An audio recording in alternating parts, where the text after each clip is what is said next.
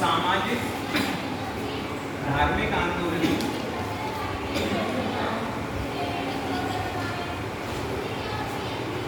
Social cultural जो issue आएंगे तो सामाजिक धार्मिक आंदोलन में आज हम पढ़ेंगे। तो सबसे पहले सामाजिक धार्मिक आंदोलन पढ़ने से पहले हम देखेंगे कि इन्हें जाना कैसे जाएगा। तो सबसे पहले हमारे सामने सवाल आता है कि क्या ऐसा पहले कभी हुआ था।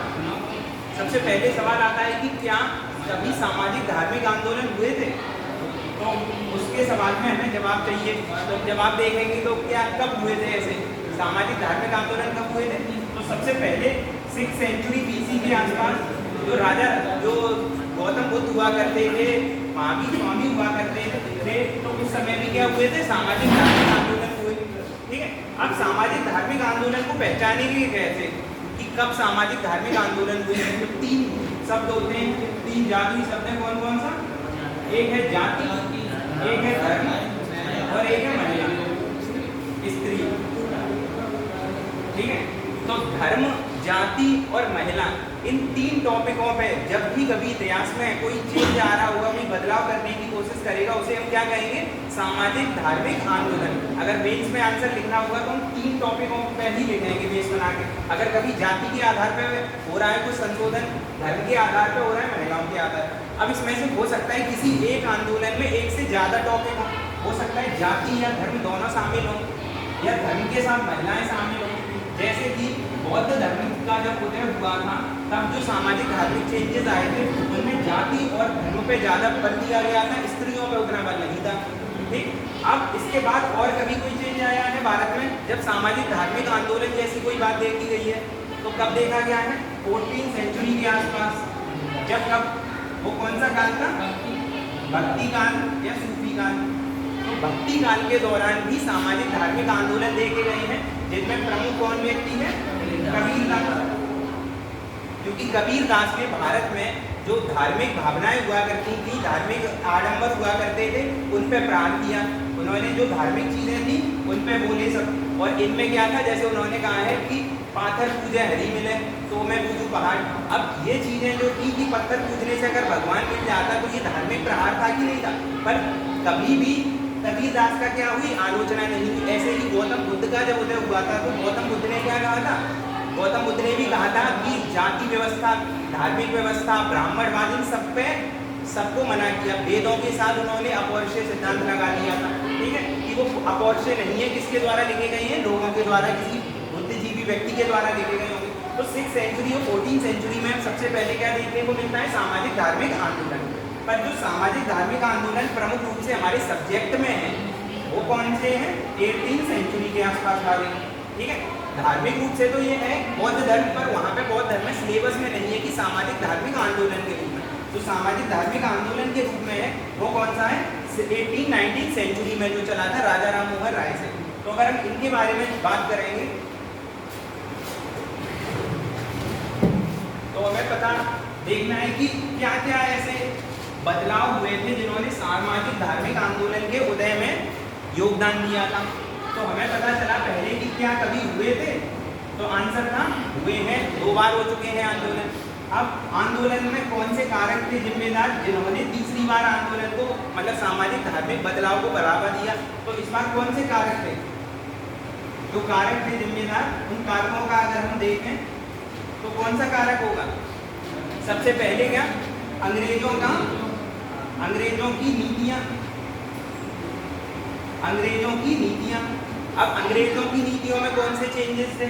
तो अंग्रेजों ने 1813 में एक प्रमुख बदलाव किया था 1813 एक्ट के द्वारा कि भारत में पादरियों को आने की और धार्मिक प्रचार की अनुमति दी। ईस्ट इंडिया कंपनी के अंतर्गत हुआ करता था।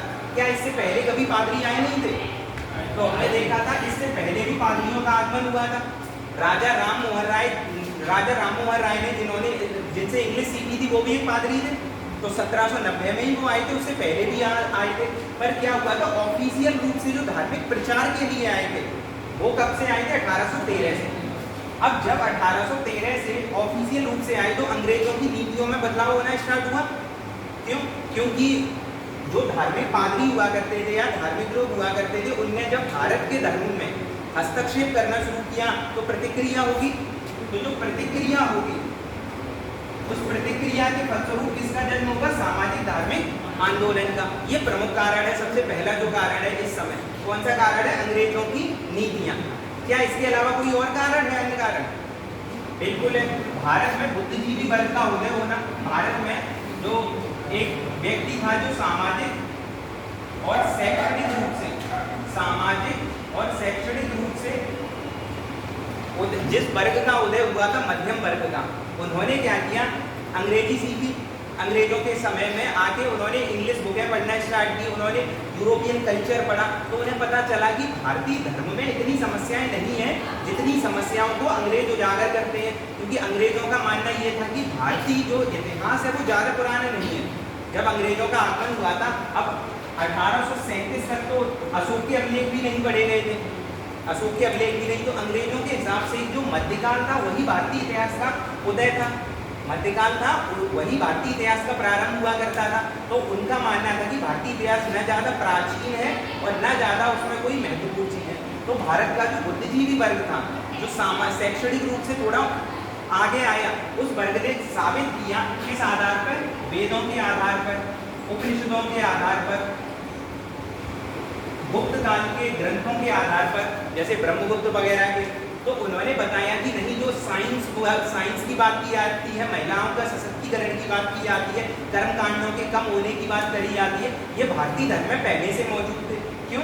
क्योंकि अंग्रेजों का जो मानना था, अंग्रेजों का मानना था कि भारतीय धर्म में बहुत सारी समस्याएं हैं। तो धार्मिक रूप से भारत में बहुत सारी समस्याएं हैं, क्योंकि भारत में बहुत सारे भगवान हैं, बहुत सारी परंपराएं हैं। तो इन्होंने धीमे धीमे करके क्या दिया? शैक्षणिक स्तर का में इनका, तो उन्होंने क्या दिया? बताया कि भारत में बाल विवाह है, जाति प्रथा है, महिला विधवा विवाह नहीं है, ठीक? तो विधवा विवाह नहीं, ऐसी कई सारे उन्होंने अपने तर्क दिए। अब इन सारे तर्कों का जब खंडन किया जाएगा भारत में, तो उन्हें क्या कहा जाएगा? सामाजिक धार्मिक आंदोलन। अब एक एक करके अगर हम इनके तर्कों को देखेंगे, तो अगर ये प्रश्न आएगा मेंस में, तो आएगा सामाजिक धार्मिक आंदोलन ने भारत के इतिहास को या भारत के आधुनिक इतिहास को किस प्रकार प्रभावित किया, या फिर क्या सामाजिक धार्मिक आंदोलन ने क्रांतिकारी गतिविधियों में कोई योगदान दिया था, या भारत को आधुनिक बनाने में कोई योगदान दिया था? तो हम देखेंगे। अब हुआ क्या था इससे पहले, या मैं इसे और देखें, हम थोड़ा बैकग्राउंड में आएंगे। अब भारतीय जो दर्शन के आधार पर हम देखेंगे, तो अगर हम भारत का दर्शन देखें तो उसमें हमें कुछ चरण देखने को मिलते हैं। सबसे पहला हम देखेंगे, क्योंकि हमें हड़प्पा काल जो सरस्वती घाटी सभ्यता है उसके तो प्रमाण मिलते नहीं है, मतलब लिखित प्रमाण नहीं है, तो धार्मिक रूप से हम केवल ये जान सकते हैं कि वो प्रकृति की पूजा पे ज़्यादा निर्भर करते थे। अब हमें जो मिलते हैं वो क्या मिलते हैं? वेदों के तो हमें प्रत्यक्ष प्रमाण मिलते हैं। तो वेदों के आधार पर सबसे पहले जो मेन भारतीय जो बुद्धिजीवी वर्ग था, उसने जब जिन ग्रंथों का सबसे पहले अध्ययन किया उनमें कौन से आते हैं? वेद। तो क्या अब प्रश्न आया, क्या प्रश्न आ सकते हैं किसी व्यक्ति के दिमाग में कि क्या वेदों में ऐसी समस्याएं थी जिन समस्याओं को अंग्रेज आज उठा रहे हैं?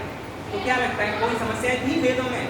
मतलब वैदिक काल में 1500 BC से लेके 1000 BC के बीच में ऐसी कौन सी समस्याएं थी, या कौन सी अच्छाइयाँ थी, या कौन सी बुराइयाँ थी जो भारत में या तो बदलाव हुआ उनमें, या कुछ समस्याएं सुधरी हैं, या कुछ समस्याएं उसी रूप में बनी हुई हैं? तो कुछ हुआ था चेंजेस। तो हमने देखा है कि 1500 से 1000 में ऋग्वैदिक काल हुआ करता था, उसमें महिलाओं की स्थिति कैसी थी? उसमें महिलाओं की स्थिति कैसी थी? अच्छी होगी महिलाओं की स्थिति, क्योंकि सामाजिक धार्मिक आंदोलन का पहला जो पॉइंट है वो पॉइंट क्या है? महिलाएं। सामाजिक धार्मिक आंदोलन, महिला, जाति और क्या आ जाएगा? धर्म। तो हम पहले महिलाओं की स्थिति देखेंगे। तो ऋग्वैदिक काल में सभा, समिति, विदत तीनों का उल्लेख मिलता है।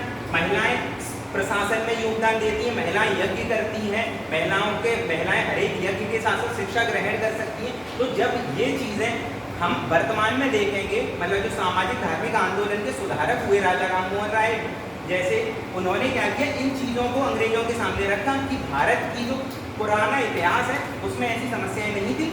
और हम अगर देखेंगे जाति व्यवस्था, तो क्या जाति व्यवस्था में क्या क्या प्रश्न आता है कि जाति व्यवस्था जैसी आज है क्या उस समय वैसी ही जाति व्यवस्था हुआ करती थी? नहीं, क्योंकि इस समय जब अंग्रेज भारत में थे तो अंग्रेजों का मानना था कि भारत का समाज अलग समाज है। क्योंकि ना तो यूरोप में अगर क्रिश्चियनिटी में देखो और इस्लाम में देखो इस्लाम और ईसाई धर्म में देखोगे तो कोई जाति नहीं मिलती है। पर ये मज़ेदार बात है कि भारतीय जब ढांचे में ये ढले आगे तो आज इस्लाम में भी जातियाँ मिलती हैं और ईसाइयत में भी जातियाँ मिलती हैं। भारत के दक्षिण भारत में, उत्तर भारत में जहाँ भी कोई ईसाई धर्म मिलेगा, ईसाई व्यक्ति मिलेगा, कायदे से अगर देखो तो ईसाई के अनुसार जाति तो होनी नहीं चाहिए, पर इनमें जाति मिलती है। तो हुआ क्या कि जब जातियों के बारे में अंग्रेजों ने तर्क रखे कि जाति तो होनी ही नहीं चाहिए, जाति असमानता पैदा करती है, तो तर्क क्या दिया गया कि वैदिक एज में, वैदिक काल में क्या था, जाति व्यवस्था कैसी थी, जाति व्यवस्था कर्म के आधार पर थी। जाति व्यवस्था कैसे थी, कर्म के आधार पर थी, वर्ण के आधार पर नहीं थी। ठीक है, वर्ग के आधार पर थी, वर्ण के आधार पर नहीं थी। वर्ग का मतलब जो जिस व्यक्ति जो कार्य करेगा उस कार्य के आधार पर उसकी जाति तय होगी, ना कि उसके जन्म के आधार पर। ठीक, तो ऐसी चीजें जब देखी गई आधुनिक समय में तो क्या हुआ, इसी को क्या कहा गया, सामाजिक धार्मिक आंदोलन। इसमें एक शब्द और आ जाएगा महिलाओं के बाद, वो कौन सा आ जाएगा, धार्मिक। तो भारत में धार्मिक रूप से अंग्रेजों का मानना था कि भारत में धार्मिक रूप से कई सारी रूढ़ियां हैं, जैसे कि वेलेजली ने सबसे पहले जिस बात पर जोर दिया था वो कौन सा था, 1798 के आसपास, 1803-4 में आके वो एक प्रावधान लेके आया था, जो प्रावधान कहते हैं दूध पीती बच्ची का प्रावधान।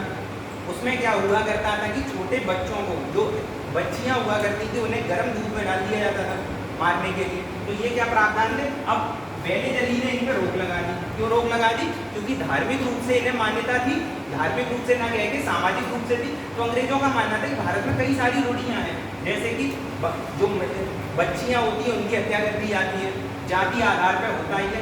धर्म में क्या है, कर्मकांड है बहुत सारे, धर्म में क्या है, बहुत सारे कर्मकांड हैं। अब ऐसी समस्याओं के कारण धर्म, जो जाति होगी, धर्म होगा, उसमें अलग अलग वर्ग बनेंगे कि नहीं बनेंगे, वो वर्ग आपस में लड़ते रहेंगे, तो वो एकता बन पाएगी, नहीं बन पाएगी। और इसी का फायदा अंग्रेजों ने इन्हें और दिखाया, भारतीय धर्म को और कमजोर करके दिखाया, क्योंकि जब किसी को कमजोर साबित कर दोगे तो क्या फायदा मिलेगा, वो दूसरे कल्चर की ओर जाएगा।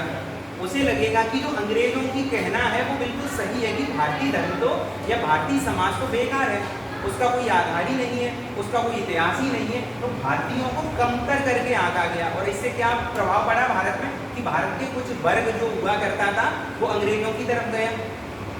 ठीक, अब इनमें जो पहले व्यक्ति थे जिन्होंने इन प्रश्नों का जवाब दिया वो कौन से व्यक्ति थे, राजा राममोहन राय। तो धार्मिक सामाजिक आंदोलन के जो पिता कहे जाते हैं वो कौन थे, राजा राममोहन राय। ठीक, राजा राममोहन राय। अब राजा राममोहन राय को जानना पड़ेगा, और उससे पहले हमें थोड़ा और इतिहास में चलेंगे। तो हुआ क्या, 1600 ईस्वी के आसपास अंग्रेज आए भारत में, 1600 के बाद अंग्रेजों का भारत में प्रवेश हुआ। 1700 ईस्वी तक, 1757 तक मान लो, प्लासी के युद्ध तक अंग्रेजों का कोई विशेष हस्तक्षेप नहीं था भारतीय समाज को लेकर। इससे ज्यादा ब्रिटिश ईस्ट इंडिया कंपनी से ज्यादा किसका ज्यादा प्रभाव था, सामाजिक रूप से पुर्तगालियों का। पुर्तगालियों ने भारतीय महिलाओं से विवाह करने का प्रावधान लागू किया गोवा वाले एरिया में। तो पर ईस्ट इंडिया कंपनी जो थी, ब्रिटिश वाली ईस्ट इंडिया कंपनी, इसका कोई विशेष योगदान नहीं मिलता है। ये पहली बार योगदान इनका कब मिलेगा, जब 1765 के बाद क्या हो जाएगा, इलाहाबाद की संधि हो जाएगी। इलाहाबाद की संधि के बाद भारत की स्थिति अंग्रेजों के हाथ में होगी, अंग्रेजों के हाथ। अब इसी समय एक व्यक्ति फेमस होता है, एक संसद 1784 में, उसका नाम क्या था, उसका नाम क्या था, विलियम जोन्स। इन्होंने कौन सी बुक लिखी, वो कौन सी संस्था की स्थापना करी थी, एशियाटिक सोसाइटी ऑफ बंगाल। तो एशियाटिक सोसाइटी ऑफ बंगाल। अब चूंकि इन्होंने एशियाटिक सोसाइटी ऑफ बंगाल लिखी तो इन्होंने क्या किया, अब अंग्रेज भारत में पूरी तरह से स्थापित थे। अब अंग्रेजों के समक्ष एक प्रश्न था कि उन्हें भारतीय समाज के बारे में जाना जाए। अब ईस्ट इंडिया कंपनी तो ऐसा काम करेगी नहीं, east India company Bharatiya Samaj के बारे में क्यों ज़्यादा समाज के बारे में जानना चाहिए, क्योंकि उनका काम तो या तो व्यापार था या राजनीति था। तो कुछ वर्ग पर ऐसे होते हैं हर एक समाज में कुछ लोग जो क्या करते हैं, जो धार्मिक सामाजिक रूप में दिलचस्पी रखते हैं। तो उनमें से एक व्यक्ति थे जिनकी संस्था थी एशियाटिक सोसाइटी ऑफ बंगाल। पर इसमें बहुत सारे अंग्रेज जुड़े हुए थे जो असल में सारे के सारे ब्रिटिशर्स हुआ करते थे। इन्होंने क्या किया, भारतीय इतिहास की बहुत सारी किताबें, जैसे गुप्त काल की किताबें, ठीक है। गुप्त काल में कालिदास वगैरह की किताबें, चाणक्य और अर्थशास्त्र वगैरह काफी सारी बुकों का क्या किया, अध्ययन करना स्टार्ट किया, उन्हें ट्रांसलेट करना स्टार्ट किया, ठीक, उन्हें ट्रांसलेट किया हिंदी में, मतलब अपनी इंग्लिश में ट्रांसलेट करना स्टार्ट किया। धीमे धीमे जब उन्हें भारतीय समाज के बारे में पता लगा तो उन्होंने क्या किया, अब इन सभी ने इंग्लैंड में जाके अंग्रेजों पे दबाव बनाया। ईस्ट इंडिया कंपनी के जो सीईओ जो हुआ करते थे शेयर धारक, उन पे क्या किया, उन पे दबाव बनाया कि क्यों ना भारत में कुछ चेंजेस किए जाएं। अब वो चेंजेस अच्छे होंगे कि बुरे होंगे, ये निर्भर किस पे करेगा, उसके परिणाम पे निर्भर करेगा। तो अच्छे होंगे कि बुरे होंगे उनके निर्णय। जो एशियाटिक सोसाइटी चाह रही थी भारतीय समाज का अध्ययन करे, तो ईस्ट इंडिया ने पहली नजर में तो मना किया कि ऐसा होना नहीं चाहिए। अब ईस्ट इंडिया कंपनी ने मना किया तो ईस्ट इंडिया कंपनी को क्या समझाया विलियम जोन्स और एशियाटिक सोसाइटी ने कि अगर किसी समाज पर लंबे समय तक शासन करना है तो उसे सांस्कृतिक और सामाजिक रूप से सबसे पहले जानो, उसमें इन्वेस्ट करो, क्योंकि अगर सामाजिक और सांस्कृतिक रूप से किसी को जान जाओगे तो उसमें क्या होगा, ज़्यादा बेहतर होगा लंबे समय तक शासन करने के लिए। तो उन्होंने क्या कहा, भारत में क्या करो, सामाजिक धार्मिक को सुधार करो, सामाजिक धार्मिक को सुधार करो। असल में इन सारे सामाजिक धार्मिक सुधार का फायदा किसे मिलने वाला था, ईस्ट इंडिया कंपनी को। कैसे ईस्ट इंडिया कंपनी को मिलता, क्योंकि समाज का वो वर्ग जो पढ़ा लिखा था वो भारत के पुराने जो समाज की कुरीतियाँ हुआ करती थी, समस्याएं हुआ करती थी, जैसे बाल विवाह, विधवा पुनर्विवाह ना होना, ऐसी समस्याओं का वो विरोधी होगा। और वो अगर विरोधी होगा तो वो किसकी तरफ जाएगा, ईस्ट इंडिया कंपनी की तरफ जाएगा। अगर वो ईस्ट इंडिया कंपनी की तरफ जाएगा तो ईस्ट इंडिया कंपनी का प्रभाव पड़ेगा इंडिया में, ठीक। तो एशियाटिक सोसाइटी ने वो और कई सारी संस्थाएं हुआ करती। तो धीमे धीमे क्या हुआ, अभी 1813 नहीं आया, 1813 से पहले ही भारत में सामाजिक धार्मिक रूप से धीमे धीमे चेंजेस आए। पर अंग्रेज तब भी डर रहे थे। अब क्यों अंग्रेजों को डर लग रहा था, क्योंकि इसी समय क्या हुआ करता था, हमने कुछ विद्रोह देखे थे। एक था सन्यासी विद्रोह, सन्यासी विद्रोह। अब सन्यासी विद्रोह हुआ या फराची में, मतलब कई सारे विद्रोह हुए थे, ठीक। अब सन्यासी विद्रोह और बंगाल में कई सारे विद्रोह का जन्म तब हुआ जब अंग्रेजों ने कोई बदलाव नहीं किया, ठीक है। फकीर विद्रोह या सन्यासी विद्रोह तब हुए जब अंग्रेजों ने समाज को छुआ भी नहीं है अभी, ठीक। अंग्रेजों की केवल नीतियों के कारण विरोध हो रहा था। तो अगर सोचो ऐसे कि अंग्रेजों की नीतियों के कारण विरोध हो रहा होगा, तो अंग्रेज जब अपनी नीतियों को चेंज करेंगे, भारतीय समाज में हस्तक्षेप करेंगे, तो अंग्रेजों को डर था कि समस्या ज़्यादा बिगड़ सकती है। तो अंग्रेज इस समय क्या होते हैं, स्थिर रहते हैं, ठीक। पहला चेंज कौन करता है, जो बड़े रूप से करता है 1798 में बेलेजली, ठीक है, बेलेजली। उसके बाद 1813 तक आते आते अंग्रेजों ने धीमे धीमे बदलाव चेंज करने शुरू कर दिए थे। क्यों, क्योंकि कुछ जो संस्थाएं थी वो संस्थाएं इंग्लैंड में दबाव बना रही थी कि भारत के समाज को बदला जाए और इस तरीके से बदला जाए कि उसे धीमे धीमे करके ईसाइयत में डाल दो। और एक ईसाई धर्म का व्यक्ति या एक ईसाई धर्म से संबंधित जो कोई राज्य होगा वो क्यों तुरंत ब्रिटिश ईस्ट इंडिया कंपनी का विरोध करेगा। तो इस वजह से क्या किया गया, 1813 में किसे भेजा गया भारत में, कई सारे पादरियों का आगमन हुआ भारत में। अब इसी समय कौन व्यक्ति फेमस हो रहा था भारत में, राजा राम मोहन राय। अब बैकग्राउंड समझ में आ गया हमें कि क्यों ऐसा हो रहा था। अब राजा राम मोहन राय के बारे में अगर जानोगे तो राजा राम मोहन राय पहले व्यक्ति कैसे बने, तो असल में राजा राम मोहन राय का अगर जीवन, हमें उनके जीवन में जो उन्होंने किया उसे जानने के लिए हमें ये जानना होगा कि उनका बैकग्राउंड क्या था, ठीक है। तो उनका बैकग्राउंड क्या था, क्या कर रहे थे वो शुरुआत से। तो उनके पारिवारिक रूप से वो क्या हुआ करते थे, एक जमींदार टाइप का समझ सकते हो कि उनके घर का बैकग्राउंड हुआ करता था। आगे चल के 1780-90 के आसपास वो ईस्ट इंडिया कंपनी में क्या बन जाते हैं, क्लर्क बन जाते हैं। ईस्ट इंडिया कंपनी में क्लर्क बन जाएंगे। अब होगा क्या, क्लर्क का काम क्या होता है, टैक्स को एकत्र करना, टैक्स को एकत्र। अब ये व्यक्ति बंगाल के सारे इलाकों में जाएगा और जाके हर एक जगह से टैक्स को एकत्र करेगा, ठीक। तो अगर वो समाज में जाएंगे तो समाज को ढंग से जानेंगे, ठीक है। सेम पॉलिसी हर जगह अप्लाई होगी। गौतम बुद्ध भी यही काम कर रहे थे, गौतम बुद्ध भी यही काम कर रहे थे। वो कहा क्या कर रहे थे, समाज में घूम ही तो रहे थे, समाज में घूम गई तो चेंज किया। महावीर स्वामी समाज में लगातार घूम रहे थे, एक शहर से दूसरे शहर, एक जगह से दूसरे जगह पे जा रहे थे। तो जब राजा राम मोहन राय क्लर्क के रूप में नियुक्त थे तभी से उन्होंने समाज को जानने की थोड़ी दिलचस्पी हुआ करती थी। तो उन्होंने अच्छी तरीके से ये जाना कि भारतीय समाज में क्या क्या समस्याएं हैं। तो उन्होंने क्या जाना, भारतीय समाज की समस्याएं जानी। अब सोचो, तुम्हें पहले बीमारी पता करनी होगी तभी तो उसका इलाज हो सकता है। तो समस्याएं क्या है, वो बीमारी है जिन्हें ईस्ट इंडिया कंपनी उजागर कर रही थी। वो उन्हें उस रूप से दिखा रहे थे कि ये सही नहीं हो सकती। कैसे सही हो सकती है, पूरी तरीके से धर्म को ही चेंज कर दिया है। पर राजा राम मोहन राय ने क्या किया, राजा राम मोहन राय ने बताया नहीं, पहले क्या था, इससे पहले भारत में आज से 1000 साल पहले, 2000 साल पहले क्या हुआ करता था, ऐसी समस्याएं हुआ ही नहीं करती थी। तो हमें क्या करना है, उन्होंने कहा पुनर्जागरण करना है। पहले तो हम जाग चुके हैं, दोबारा से जागना है, बस दोबारा उन्हीं विचारों सिद्धांतों को थोड़ा आधुनिक करके लाना है। मतलब ऐसा नहीं था कि सीधे सीधे उन सिद्धांतों को अपनाना है, उनमें जो आधुनिक चेंजेस आ सकते हैं उन्हें लेके साथ साथ आधुनिक समाज में डाल दिए जाए। अब उन्हें ये चीज़ें कैसे पता चली थी, क्योंकि वो समाज में घूम रहे थे। तो समाज में घूमने के कारण उन्हें सामाजिक रूप से समस्याओं का एक भाव पता चल गया कि क्या क्या समस्या है। और यही काम हम थोड़े समय बाद देखेंगे गांधी जी के समय। गांधी जी भारत में आने के बाद कुछ समय तक समाज में घूमते हैं, क्यों, क्योंकि सबसे पहले वो समाज को जाने, ठीक। तो समस्याएं पता चली। अब राजा राम मोहन राय ने समस्या का क्या किया, इलाज खोजा। तो इलाज उन्हें कहाँ मिला, भारत के वेदों में, भारत के उपनिषदों में, ठीक है। इलाज कहाँ मिला, भारत के उपनिषदों में। अब उन्होंने उन उपनिषदों को पढ़ना स्टार्ट किया। इसी दौरान क्या होता है, 1790 के आसपास वो एक तांत्रिक के मतलब जुड़ते हैं, एक तांत्रिक से जुड़ते हैं। अब वो तांत्रिक धीमे धीमे क्या करता है, उन्हें धार्मिक रूप से जो उन्हें दिलचस्पी हुआ करती होगी वो उन्हें बताते हैं। अब वो तांत्रिक थोड़े समय के बाद उन्हें एक पादरी से मिलाता है। अब अभी हमने क्या पढ़ा था, 1813 में पादरी आए थे, पर पहले कैसे पादरी आ गए, तो ये घूमने के रूप में भारत में आए थे। तो 1790 के आसपास राजा राम मोहन राय को एक पादरी से राजा राम मोहन राय की मुलाकात होती है, और इसी पादरी से वो क्या सीखते हैं, इंग्लिश सीखते हैं।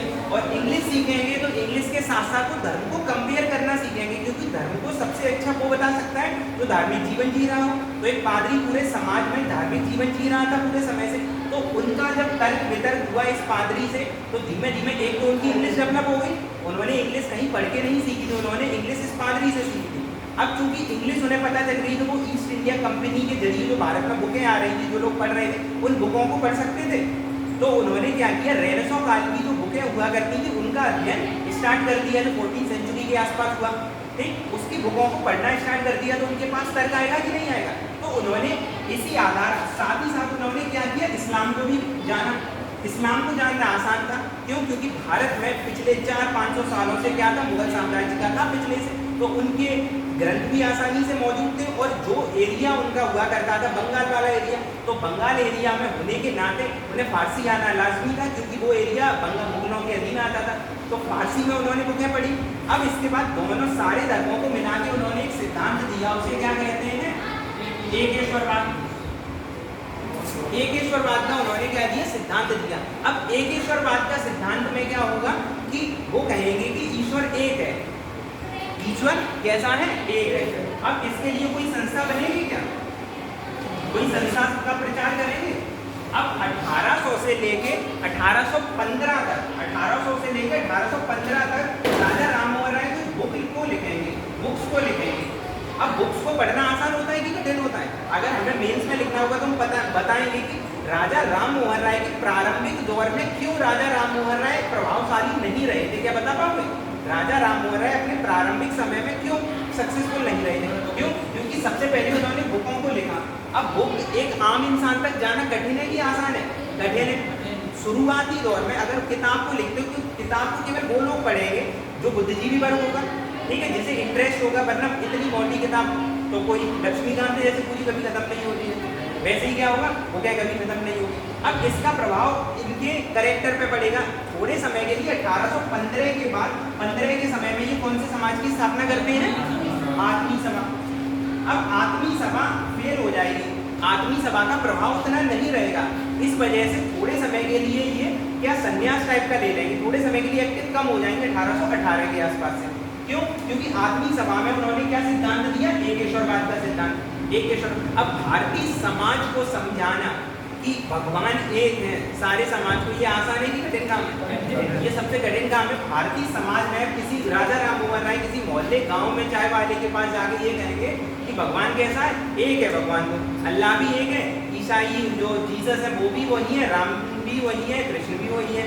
अब ऐसा मानना, वो भी भारत जैसे समाज में जो आज भी क्या मानता है, कि हर एक जगह पे हम एक पंथ स्टार्ट कर देते हैं अपना, राम रहीम राम आसाराम, ठीक। तो हम नए नए पंथ हर रोज बना रहे हैं, जय गुरुदेव टाइप के, ठीक है, ओम शांति, ऐसे हर डेली हमारे समाज में नए बदलाव हो रहे हैं और नए नए पंथ आ रहे हैं। अब ऐसे समाज में वो एकेश्वरवाद को कह रहे हैं, तो फ्लॉप को बनाई था हमने, तो शुरुआती संस्था उनकी फ्लॉप हो जाएगी। इसी दौरान क्या होगा, 1817 में क्या होगा, एक व्यक्ति के साथ वो आते, क्योंकि उनके जो चूंकि क्लर्क के रूप में काम करते थे, तो अंग्रेजों के साथ एक नॉर्मन था, उनका फ्रेंडशिप होना, तो एक व्यक्ति था जिससे वो जुड़े थे, डेविड हेयर, ठीक है। तो कौन सा व्यक्ति था, डेविड हेयर। हेयर के साथ वो मिलकर क्या बनाते हैं, हिंदू कॉलेज। तो हिंदू संस्था एक बोलते हैं कि हिंदू धर्म का अध्ययन करने के लिए क्यों खोल रहे हैं, अब ये समझ में आया हिंदू संस्था क्यों, क्योंकि हिंदू धर्म जो पुनर्जागरण करना था, उसके लिए हिंदू ग्रंथों का अध्ययन करना था, तो एक हिंदू संस्था खोली, कौन नाम क्या था, डेविड हेयर, ठीक। अब इसके बाद क्या होता है, कुछ समय के लिए राजा राम मोहन राय कैसे हो जाएंगे, निष्क्रिय हो जाएंगे। इसके बाद 1821 के आसपास एक्टिव होंगे वो आगे दोबारा, 1-2 सालों के लिए ज़्यादा एक्टिव नहीं रहेंगे। तो उनके जो फ्रेंड सर्किल वाला होगा उन्हें मोटिवेट करेंगे कि क्यों ना दोबारा ट्राई मारा जाए, नई संस्था, नए विचार, नए, तो वो न्यूज़पेपर निकालेंगे इस बार। तो उस एक न्यूज़पेपर का नाम क्या था, संवाद कौमुदी, और एक न्यूज़पेपर का और नाम कौन सा था, मिरातुल अखबार, मिरातुल अखबार। अब संवाद करना, ये क्या है, ये न्यूज़पेपर है। अब न्यूज़पेपर को जानना पढ़ना थोड़ा आसान हो जाएगा, गांव का एक ही व्यक्ति अगर न्यूज़पेपर को पढ़ लेगा तो पूरा गांव पढ़ लेगा, ठीक। अब क्या हुआ करता था, संवाद कौमुदी में वो बात करना स्टार्ट करेंगे, संवाद कर रहे हैं, बातचीत कर रहे हैं, क्वेश्चन के फॉर्म में, क्वेश्चन और आंसर, तो संवाद करेंगे। संवाद करने से ज्यादा प्रभाव पड़ेगा कि नहीं पड़ेगा, संवाद करने से ज्यादा प्रभाव पड़ेगा। जब वो प्रश्न कहेंगे और उसका उत्तर खोजेंगे तो ज्यादा प्रभाव समाज पर पड़ेगा। तो इसमें जब वो कहेंगे कि नारी का मतलब विधवा का पुनर्विवाह, सती प्रथा का विरोध, ऐसी चीजें होंगी। अब ये किस भाषा में होगा संवाद, तो संवाद अगर कोई व्यक्ति करेगा तो अपनी लोकल लैंग्वेज में करेगा। तो इनकी लोकल लैंग्वेज क्या हुआ करती थी, बंगाली हुआ करती थी। लोकल लैंग्वेज कौन सी होगी, बंगाली होगी। अब एक अखबार का नाम है मिरातुल अखबार, कौन सा अखबार है, मिरातुल अखबार। अब मिरातुल अखबार कौन सी भाषा में होगा, फारसी भाषा में होगा। अब प्रश्न आता है प्री में कि मिरातुल अखबार किस लैंग्वेज में होगा। अब ऑप्शन से देखोगे हिंदी में तो हो नहीं सकता है, इस समय हिंदी तो चल भी नहीं रही थी, हिंदुस्तानी भी नहीं थी, हिंदुस्तानी भी 1875 के आसपास आएगी। कौन सी भाषा जो थी, बंगाली वाली, फारसी हुआ करती थी, ठीक है। तो फारसी बंगाली ये भाषा मिलेगी। तो नाम क्या है, मतलब अब अंग्रेज जो मुगल सत्ता हुआ करती थी, मुगल भी फारसी भाषा को अपना रहे थे इस समय। तो कौन सी भाषा में मिलेगी, फारसी भाषा में, ठीक। तो ये वाला एरिया हो जाएगा। उसके बाद क्या होगा, ये दो संस्थाओं के बाद 1825 के आसपास वो एक दोबारा ट्राई मारेंगे, सेकेंड अटेम्प्ट में नई संस्था बनाएंगे। उस संस्था का नाम क्या था, एक और संस्था बनेगी, तीसरी संस्था, वो कौन सी होगी, वेदांत आश्रम, वेदांत कॉलेज, ठीक है। तो वेदांत बनेगा। इसके बाद वेदांत में क्या होगा, वेदों का वही अध्ययन करना है वेदांत में, ठीक। उसके बाद क्या हो जाएगा, अगले में 1828 में कौन सी एक नई संस्था बनेगी, जो मेन संस्था है, जो आज तक मतलब प्रभाव देती है, वो कौन सा है, ब्रह्म समाज। ब्रह्म सभा से ब्रह्म समाज बन जाएगी, पर हमें उन पे जाना नहीं है, हमें क्या समझना है कि ये प्रोसेस कैसे हुई। तो ब्रह्म समाज, अब राजा राम मोहन राय फेमस हो चुके थे, राजा राम मोहन राय फेमस थे इस टाइम, तो उन्होंने ब्रह्म समाज लेके आएंगे। अब ब्रह्म समाज में क्या वो एकेश्वरवाद का सिद्धांत लेके आएंगे, नहीं, वो छुएंगे भी नहीं आपको, क्योंकि वो एकेश्वरवाद सिद्धांत नहीं लेके आएंगे, क्योंकि फ्लॉप हो चुका था उनका। इस बार वो सामाजिक समस्याओं को ज्यादा उठाएंगे। वो कहीं ना कहीं उनके जो दिमाग में है, उनके दर्शन में है कि एकेश्वरवाद है, वो चलेगा, पर वो उठाएंगे किस चीजों को, इसमें सामाजिक समस्याओं को। और सामाजिक समस्याओं में कौन सी समस्याएं होंगी, सती प्रथा, बाल विवाह, ऐसी जो समस्याएं होंगी उन समस्याओं को उठाएंगे। साथ ही साथ हमने देखा था सामाजिक धार्मिक आंदोलन के 3 शब्द हमेशा से, धर्म, जाति, महिला। क्या ये धर्म पे बोलेंगे, बिल्कुल बोलेंगे। धर्म में कहेंगे कि जो ब्राह्मणों का वर्चस्व है, जो व्याख्या करने का वर्चस्व है, वो बिल्कुल सही नहीं है, क्योंकि अगर कोई ब्राह्मण कोई अपनी व्याख्या देता है, हो सकता है व्याख्या गलत हो, और अगर उसे तार्किक रूप से न देखा जाए तो ज्ञान गलत ही जा रहा है। तो वो कहेंगे कि व्याख्या कैसी होनी चाहिए, ऑथेंटिक होनी चाहिए, ठीक है। कोई ऐसा व्यक्ति दे तो आता है, पर वो जरूरी थोड़ी ना है वो व्यक्ति ब्राह्मण ही हो। ऐसा क्या जरूरी है कि केवल ब्राह्मण ही ज्ञान दे सकता है, नहीं। तो उन्होंने कहा प्राचीन काल में भी तो ऐसा ही होता था, जो व्यक्ति ज्ञान को जानता था वो ब्राह्मण कहलाता था, तो क्यों ना ब्राह्मणों की व्याख्या का नया चरण स्टार्ट किया जाए। तो क्या हो जाएगा, धर्म की नई व्याख्या स्टार्ट होगी इसी में। ये चली रही है, क्या ये जाति प्रथा को बढ़ावा देंगे? नहीं, जाति प्रथा को बढ़ावा नहीं देंगे। अब इन 3 टॉपिकों पे लिखना है और ये वाला क्या हो जाएगा, अगर पूछेगा पेपर में कि राजा राममोहन राय के दर्शन पर चर्चा करें तो मैं क्या लिखना है, एकेश्वरवाद से लेके सामाजिक सुधार जो हुए वहां तक पूरा इतिहास लिखना है उनका। और अगर राजा राममोहन राय का भारत के समाज में योगदान देखेंगे तो हम क्या कहेंगे, वो पहले व्यक्ति थे जिन्होंने अतीत को भविष्य से जोड़ा, मतलब वर्तमान से जोड़ा और वो समस्याओं को उजागर किया और उन समस्याओं पे के विरुद्ध में अंग्रेजों के खिलाफ तर्क किया जो अंग्रेजों ने क्या की थी, कमियां बताई थी भारतीय समाज की। ठीक, अब होगा क्या, इसके बाद राजा राममोहन राय की हो जाएगी मृत्यु। पर मृत्यु से पहले क्या होगा, इस समय क्या हुआ करता था, एक व्यक्ति हुआ करता था, उसका नाम था अकबर द्वितीय हुआ करता था। अब ये अकबर नाम के हिसाब से ही केवल अकबर था, बाकी कोई कारनामे अकबर जैसे इसके नहीं थे। तो ये पहला व्यक्ति था मुगलों में जो पूरी तरीके से डिपेंडेंट था ईस्ट इंडिया कंपनी पर, मतलब इसे बनाने का, पेंशन देने का सारा दारोमदार कौन सा था, ईस्ट इंडिया कंपनी पे था। मतलब इससे पहले जो आए थे उनका कुछ ना कुछ चलता था, इसके पास कोई पावर नहीं थी। अब होगा क्या, इसी समय भारत में चेंजेस आएंगे। एक व्यक्ति आता है जिसका नाम क्या था, लॉर्ड विलियम बेंटिंग, वो भारत का गवर्नर जनरल बनेगा। अब गवर्नर जनरल बनने से पहले ही वो इनकी पेंशन को कर देगा आधा, पेंशन को क्या कर देगा, कम कर देगा। तो पेंशन को जब कम कर दिया जाएगा तो इसके विरुद्ध में इंग्लैंड में एक केस चलता है कोर्ट में। तो कोर्ट में केस चलता है, उस कोर्ट में केस लड़ने के लिए, मतलब केस कोर्ट में जाने के लिए राजा राममोहन राय को इंग्लैंड में भेजा जाएगा। ठीक है, और राजा राममोहन राय को तभी ये क्या देते हैं, राजा की उपाधि देते हैं। मतलब ये समझो कि मुगलों की ये नौबत आ गई है कि अब उन्हें राजा राममोहन राय को अपना केस लड़वाने के लिए भेजा जा रहा है। ठीक है, मतलब इस स्तर का गिर गए हैं समाज में। जब राजा राममोहन राय जाएंगे, धार्मिक सामाजिक आंदोलन वाला व्यक्ति जाएगा ये केस लड़ने, ठीक है, पेंशन के लिए। तो ये हुआ। अब उसी दौरान कहाँ पे उनकी मृत्यु हो जाती है, ब्रिस्टल में। इसे कैसे याद कर लेना है, ब्रिस्टल से। ठीक है, ब्रिस्टल में, ब्रिस्टल से इनकी मृत्यु हो जाती है याद करने के लिए। ठीक, अब इसके बाद क्या है, राजा राममोहन राय की जब मृत्यु हो जाएगी इंग्लैंड में, उसके बाद राजा राममोहन राय के बाद संस्था का तो कुछ होगा ना, ब्रह्म समाज का। तो ब्रह्म समाज का क्या होगा, तो ब्रह्म समाज में अब 1821 के आसपास द्वारिकानाथ देवेंद्रनाथ टैगोर जो हुआ करते थे वो उनके साथ हुआ करते थे, राजा राममोहन राय के साथ हुआ करते थे द्वारिकानाथ टैगोर 1821 से। तो मिरादुल अखबार संवाद कौमुदी जो लिखा था ना, उस समय जब राजा राममोहन राय थोड़ा डिमोटिवेट टाइप के थे, उस समय से योगदान दे रहे थे साथ में, तो कायदे से इनका ही कर्तव्य था अगला आने का। तो क्या होगा, इसी समय 1833 के बाद कौन आ जाएगा, द्वारिकानाथ टैगोर आ जाएंगे सत्ता में। अब आगे चल के ये क्या करेंगे, 1839 में भारतीय समाज में अब एक व्यक्ति एक संस्था से तो जुड़ गया है, कुछ उसके अलग भी तो विचार हो सकते हैं। तो वो क्या करेंगे, भारतीय समाज को और डेप्थ में थोड़ा जानने के लिए एक संस्था बनाएंगे, उसका नाम क्या होगा, तत्वबोधिनी सभा। नाम ही क्या है, तत्व को बोध करने वाली एक संस्था, तत्वों को जानने वाली। कौन से तत्व, कौन से तत्व, इलेक्ट्रॉन, प्रोटॉन, न्यूट्रॉन नहीं, तत्व मतलब पृथ्वी के तत्व, वायु के तत्व, भगवान के तत्व, मतलब तत्वों का बोध, वेदों का वेद, ठीक है, वेद वगैरह उनका अध्ययन करने के लिए कौन सा बनेगी, तत्वबोधिनी सभा बनेगी। अब ये संस्था काम कर ही रही थी, ब्रह्म समाज चल ही रहा था। आगे चल के 1858 में, 57 के बाद एक और व्यक्ति इससे जुड़ जाता है, उसका नाम क्या था, केशव चंद्र सेन।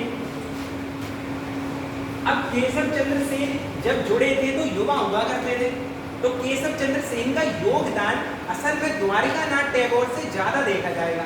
कम समय के लिए सही, पर द्वारिकानाथ टैगोर से ज्यादा भारतीय पूरे भारत के क्षेत्र में, महाराष्ट्र में कोई भी संस्था का अगर बैकग्राउंड पूछेगा कि वो किससे मोटिवेट हुआ करते थे, सबसे पहले तो नाम आंसर क्या लगाना है, केशव चंद्र सेन से। ठीक है, तो केशव चंद्र सेन युवा हुआ करते थे।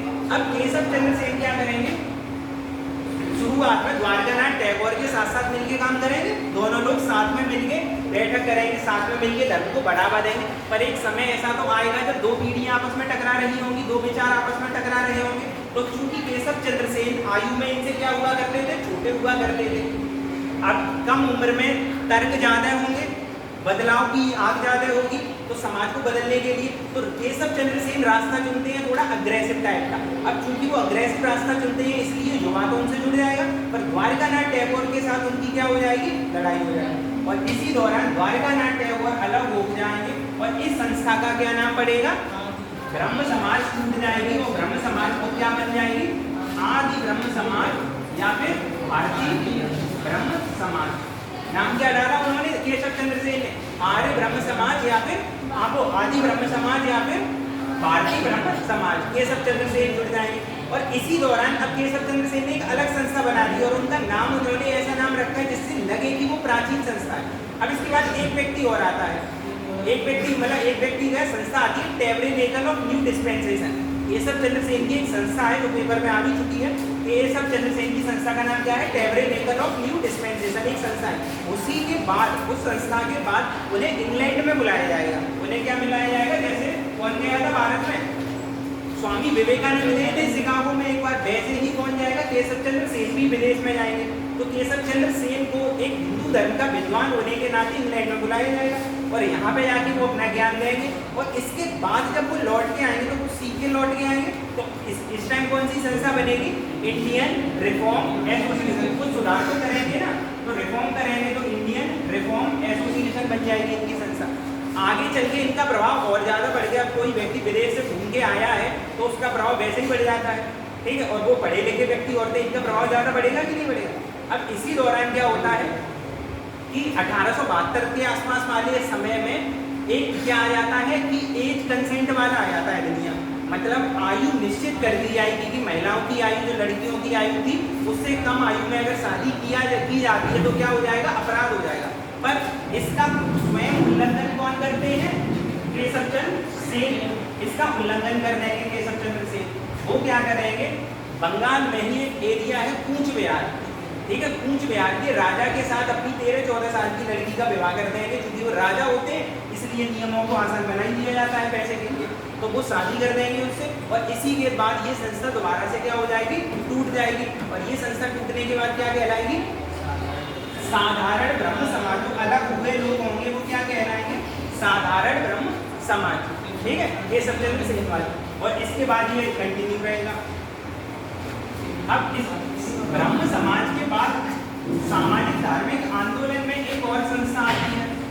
उस संस्था का नाम क्या है, उस संस्था का नाम है प्रार्थना समाज। तो प्रार्थना समाज, ठीक है। अब प्रार्थना समाज की स्थापना किसने करी थी, आत्माराम पांडुरंग ने। और इसमें कोई और व्यक्ति जुड़ा था क्या, कौन सा था, भंडारकर और रनाडे। तो हुआ क्या, जब ब्रह्म समाज अपनी चरम पे हुआ करती थी तो ब्रह्म समाज में केशव चंद्र सेन हुआ करते थे। उन केशव चंद्र सेन का प्रभाव कौन से हिस्से पे पहुंचता है, भारत के मराठा वाला एरिया, जो महाराष्ट्र का एरिया हुआ करता है, यहाँ पे केशव चंद्र सेन की उनका काफी सम्मान हुआ करता था। तो केशव चंद्र सेन का प्रभाव के कारण कौन सी एक संस्था बनती है, प्रार्थना समाज। अब प्रार्थना समाज में जो मेन व्यक्ति हुआ करते थे शुरुआती, वो कौन से थे, आत्माराम पांडुरंग। तो प्रार्थना किससे करते हैं, आत्मा से करते हैं। उसके बाद दूसरा नाम क्या था, भंडारकर, और तीसरा नाम क्या था, रनाडे।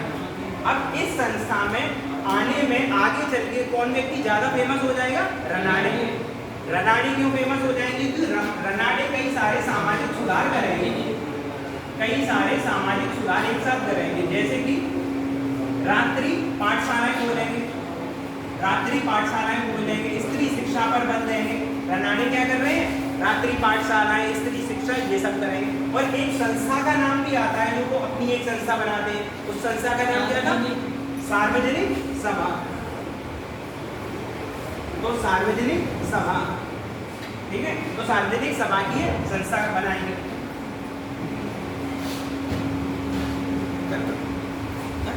क्या हो रही ना, तो अब वैसे इस वजह से कह रहे हैं।